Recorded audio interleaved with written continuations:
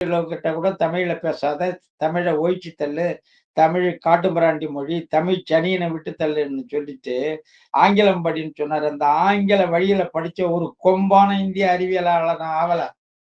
அதை விட அதிகமா தமிழ் வழி படிச்சவன் தான் ஆயிருக்கான். ஆனா நீங்க படிக்க வைக்கிற தமிழ் டாக்டர் படிக்க சொன்னாரு, டாக்டர் படிக்க சொன்னாரு. கல்வி என்பது ஊசி போடுறது மட்டும் இல்ல. இன்னைக்கு டாக்டருக்கு படிச்சுட்டு வந்துட்டான். என் பையன் வந்து கால்நடை மருத்துவரா வந்துட்டான். கால்நடை மருத்துவமனை மூடி கிடக்கு. படிச்சுட்டு வந்தவனுக்கு வேலை கிடைக்கல. டாக்டர் தேவையில்ல. ஏன் தேவையில்லைன்னா, ஏற்கனவே இருக்கிற மருத்துவமனை மூடி கிடக்கு. ஏன் மூடி கிடக்குன்னாக்கா கால்நடை இல்ல. ஊர்ல மாடு இருந்தா நாங்க புடிச்சு வருவோம். இப்ப கால்நடை ஆடு மாடுக்கு வைத்தியம் படிச்சுட்டு அரசு மருத்துவமனையில வந்தவன் மருத்துவமனையை பூட்டி போட்டுட்டு யாரா போன் அடிச்சான்னா அவன் வீட்ல இருக்கிற நாய்க்கு போய் ஊசி போட்டுன்னு இருக்கான்.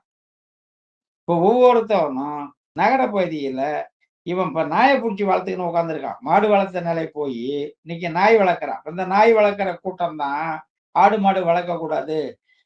மாடு மேய்க்க சொன்னான். நாங்கெல்லாம் படிக்க சொல்றோம் அப்படின்னு. இப்ப நம்ம